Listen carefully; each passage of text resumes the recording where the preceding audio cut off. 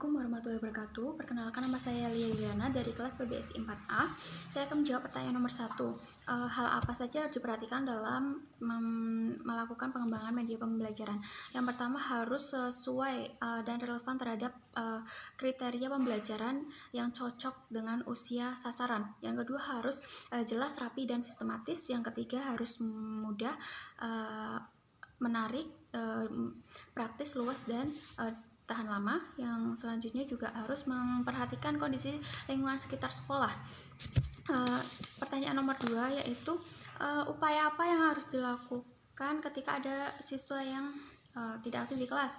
Yang pertama, kita harus melakukan pendekatan terhadap mereka, atau kita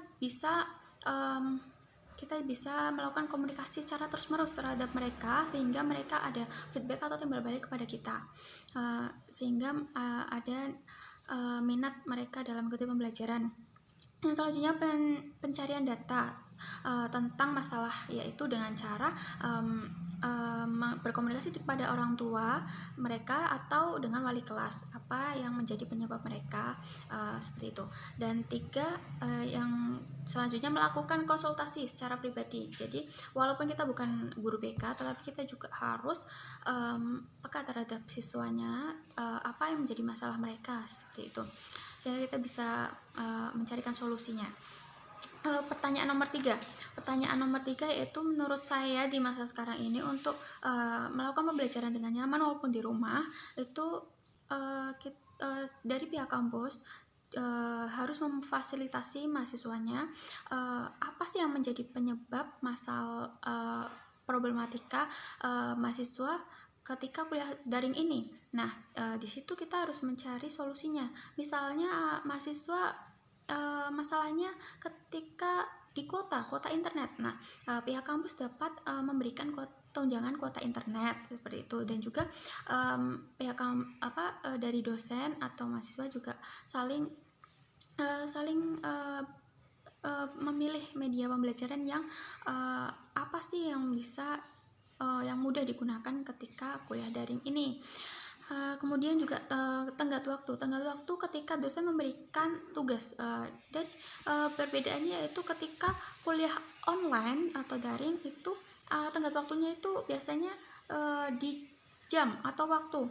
Ketika dosen memberikan tugas jam 9, harus dikerjakan, dikumpulkan tenggat waktunya jam 12 misalnya, seperti itu. Nah, mahasiswa merasa dikejar-kejar waktu ketika tidak online, atau ketika tidak terlambat mendapatkan informasi tersebut, jadi merasa terburu-buru mengerjakannya. Sedangkan waktu tatap muka, mahasiswa diberikan tenggat waktu biasanya untuk pertemuan minggu depan, seperti itu. Nah, pertanyaan nomor 4, jika ada siswa yang troublemaker, cara mengatasinya bagaimana? Kita cari tahu dulu penyebabnya, mereka itu apa, kenapa mereka seperti itu, apakah ingin diberi perhatian atau apa. Kita dekati dengan hati ke hati, dengan sabar, dan juga menjadi pendengar baik yang baik buat mereka. Selanjutnya, kita kasih perhatian dan kasih sayang itu sama rata terhadap semua siswa yang di kelas tersebut. Yang selanjutnya itu, di awal pembelajaran kita memberikan kontrak belajar dulu, bagi apa sih yang harus disepakati dalam pembelajaran kita itu nantinya. Jika ada yang melanggar, apa sanksinya, seperti itu. Dan juga pertanyaan nomor 5, biasanya dosen itu selama belajar di rumah ini memberikan dengan media pembelajaran WA Group, Zoom, Edmodo, Google Classroom. Kelebihan WA Group itu semua orang pasti baik dosen maupun mahasiswa itu punya WA. Nah, sudah biasa digunakan, jadi mudah. Kekurangan WA Group itu kontrol chat tidak bisa diatur, sehingga bisa jadi terlewat atau gimana, jadi harus scroll dari awal.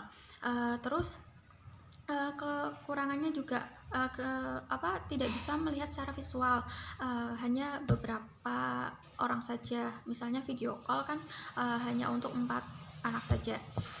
Kemudian kelebihan Zoom itu kita dapat melihat secara visual di layar, dengan sehingga kita dapat memperhatikan mereka dengan mengamati mereka juga, melihat wajah mereka. Kekurangannya itu ketika jaringan susah, sinyal susah, kita tidak bisa mendengar suara dengan jelas. Nah, seperti itu. Suara bising di sekitar kita juga mempengaruhi, sehingga kurang fokus terhadap apa yang didengar. Kelebihan Edmodo itu ada fitur skor nilai. Nah, ketika dosen memberikan tugas itu biasanya bisa diberikan skor nilainya berapa, seperti itu. Nah, juga mudah digunakan juga untuk menampung beberapa mata kuliah juga bisa.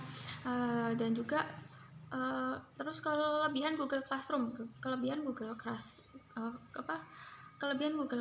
itu biasanya tidak usah mendownload aplikasinya, hanya masuk ke Google saja, terus dapat digunakan oleh beberapa mata kuliah lain.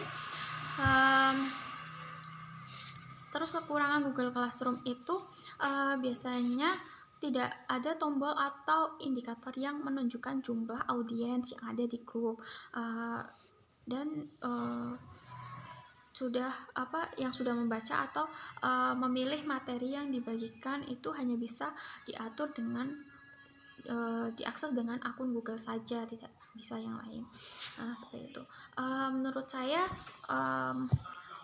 untuk media pembelajaran yang akan digunakan selanjutnya itu yang mudah itu menurut saya Edmodo, karena di situ kita dapat melihat nilai kita, skor kita yang diberikan berapa, terus control chatnya juga mudah digunakan juga untuk mengirim file atau apapun. Sekian jawaban dari saya. Terima kasih, kurang lebihnya mohon maaf Pak. Wassalamualaikum warahmatullahi wabarakatuh.